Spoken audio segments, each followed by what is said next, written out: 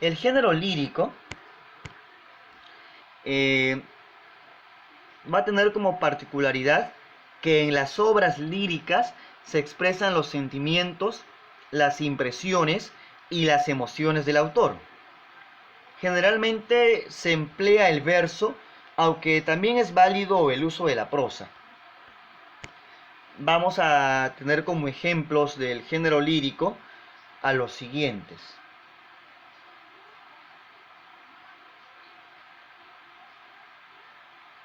Tenemos la oda, la elegía, la sátira, el epigrama, el soneto, las rimas, la balada, las coplas, el poema. Todas estas especies líricas pertenecen al género lírico que estamos estudiando. Ahora nos centraremos en el género dramático. El género dramático es el tercer género clásico dentro de la clasificación que compone los géneros literarios. En las obras dramáticas, los personajes desarrollan las acciones y expresan sus ideas y conflictos por medio de unos autores y ante unos espectadores. Vamos a verlo a continuación. Dentro del género dramático pertenecen las siguientes especies: la tragedia, la comedia, el drama, el entremés, el auto sacramental, el sainete, el paso y la tragicomedia. Esos son los tres grandes géneros literarios que tenemos y que pertenecen a la clasificación de géneros clásicos. Vamos a empezar entonces revisando un poco acerca de lo que es o lo que se refiere los géneros extraliterarios.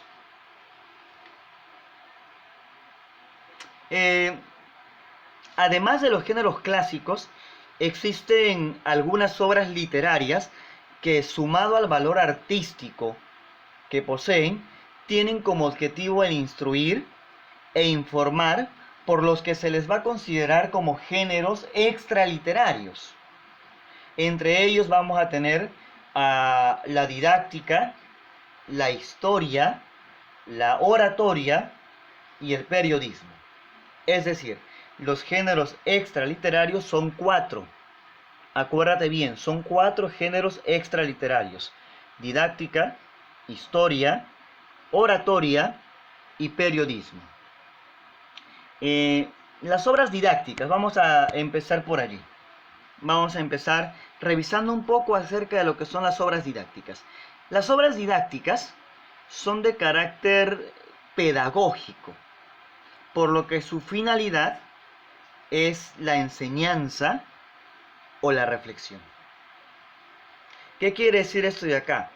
Que la didáctica tiene como finalidad enseñar o reflexionar acerca de un tema en especial. Por ejemplo, una obra didáctica que me hable acerca de los métodos de aseo o los métodos de cuidados de la salud que debemos tener durante esta época de cuarentena. Si encontramos material en el internet o en los periódicos o escuchamos en el noticiero materiales que, por ejemplo, nos puedan hablar sobre esto, ya pues tenemos material didáctico. Pero sobre todo son escritos, textos escritos. Tenemos dentro de estos, dentro del género extraliterario de la didáctica, vamos a tener el ensayo, la monografía, los textos didácticos o los textos científicos. La monografía, yo imagino que es uno de los textos didácticos o del género extraliterario didáctica que has trabajado más. La monografía consiste en hacer un trabajo de investigación acerca de un tema específico que te deja el maestro y comenzar a presentar siguiendo una serie de pasos, y presentas un trabajo que luego es calificado. Eso se llama monografía y pertenece al género extraliterario de la didáctica. Sigamos. Vamos a tener como segundo género extraliterario, vamos a tener a la historia. Vamos a recordar qué es la historia. Las obras literarias de historia, vamos a verlo aquí, son las obras que narran de forma cronológica, acuérdate bien, los hechos políticos y públicos de los individuos y de los pueblos. Y pueden ser de carácter universal, nacional, regional o inclusive de alguna actividad. ¿A qué nos referimos con esto?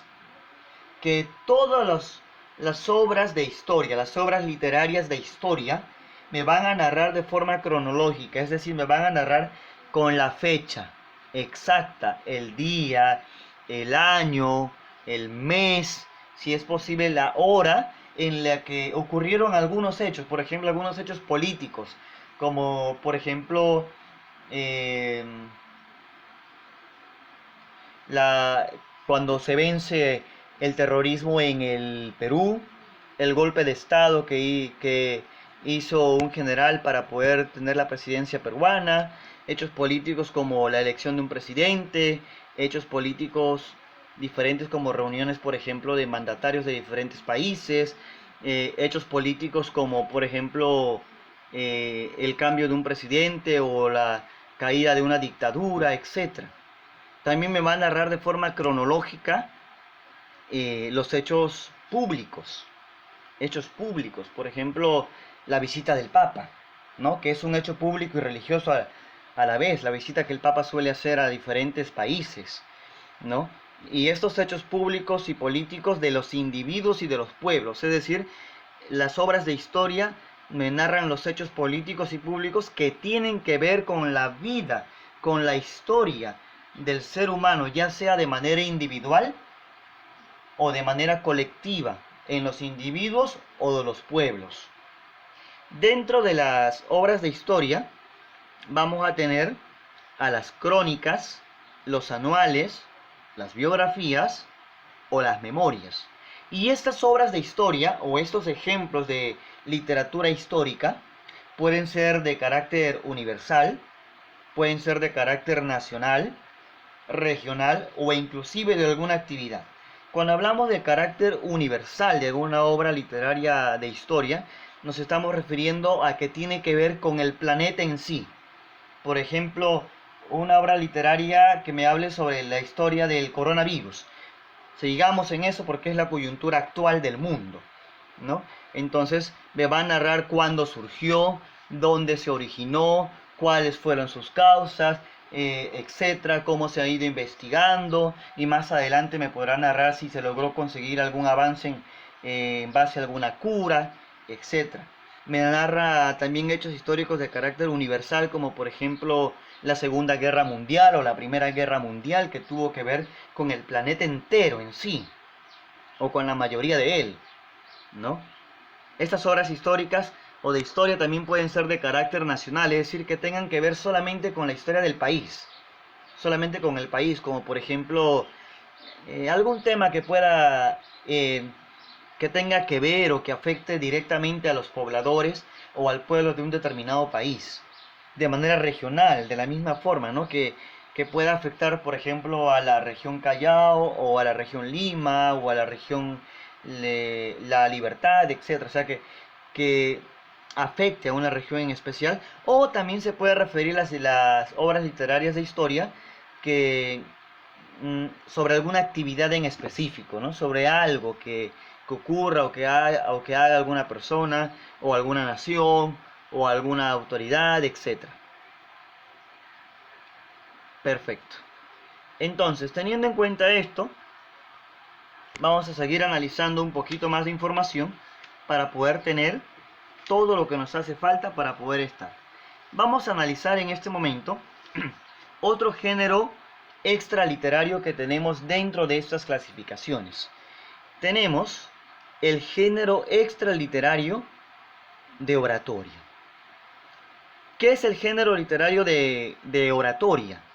Son los discursos que se emplean para tratar de persuadir o convencer a alguien, tanto a nivel religioso, político, militar, empresarial o académico. Ustedes habrán escuchado acerca de la oratoria que hay cursos de oratoria, conferencias de oratoria, talleres de oratoria, etc. Pero la oratoria es un género extraliterario, ¿ok?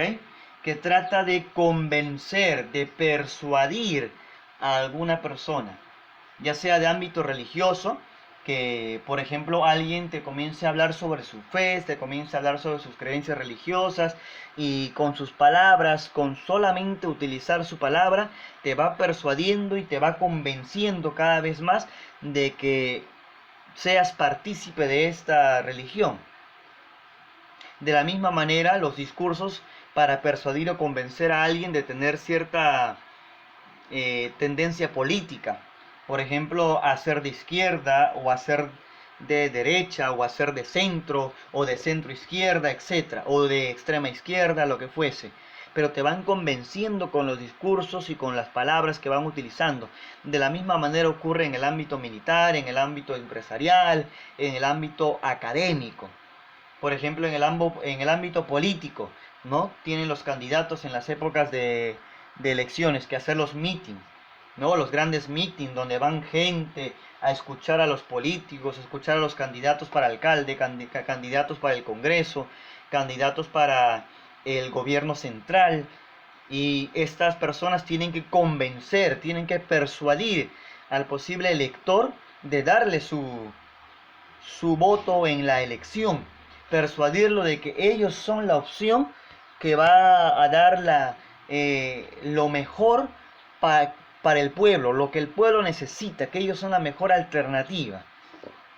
En ámbito académico, por ejemplo, un director de colegio, un profesor, alguien que quiera ser, por ejemplo, el alcalde escolar, o quiera tener algo, ¿no? O, por ejemplo, en las mismas exposiciones, cuando los profesores te mandan a hacer un trabajo de exposición, tienes que emplear la oratoria para poder convencer, persuadir o hablar con seguridad y hablar con firmeza acerca de un tema determinado. Entonces, dentro de esto vamos a tener la oratoria. Vamos a ver otro género extraliterario que pertenece a esta clasificación. Ya hemos visto la didáctica, hemos visto la oratoria, hemos visto la historia y ahora vamos a ver el periodismo. ¿Ok? El periodismo, dentro del periodismo, los textos periodísticos informan y expresan opiniones sobre temas de actualidad y son transmitidos a través de medios masivos de comunicación, como por ejemplo los noticieros, los periódicos, las revistas, la radio, el internet, etc. Entonces, el periodismo tiene como objetivo principal informar sobre un tema de actualidad. Por ejemplo, si tú enciendes la televisión, enciendes la radio o revisas tus redes sociales, te vas a dar cuenta que el tema actual, la coyuntura actual mundial, es la pandemia del coronavirus. Todo mundo habla del coronavirus. Mañana, tarde y noche, noticieros, redes sociales, periódicos, revistas, radios, internet, todo mundo habla de la pandemia mundial. Entonces, esta es la forma en la que se transmite el periodismo, se transmiten los textos informativos del periodismo mediante esos medios de comunicación masiva. Dentro de ellos, por ejemplo, dentro del periodismo, vamos a tener como ejemplo las noticias, el comentario, la crónica, las entrevistas, el artículo, la reseña, el documental, la encuesta. La noticia, pues obviamente es un texto que va a informar acerca de algo que está ocurriendo o que ocurrió o algo de interés general. La entrevista, cuando hacen una serie de preguntas a un personaje sobre un tema determinado y este personaje van dando sus respuestas y estas respuestas son publicadas después en medios de comunicación masiva. El documental, por ejemplo, el documental de los documentales que existen acerca de la llegada del hombre a la luna, las encuestas que suelen hacerse para saber qué tanta aprobación o qué tanta desaprobación tiene algún político o algún suceso o algo que necesitamos saber cuál es el porcentaje de aprobación o desaprobación que existe dentro del pueblo.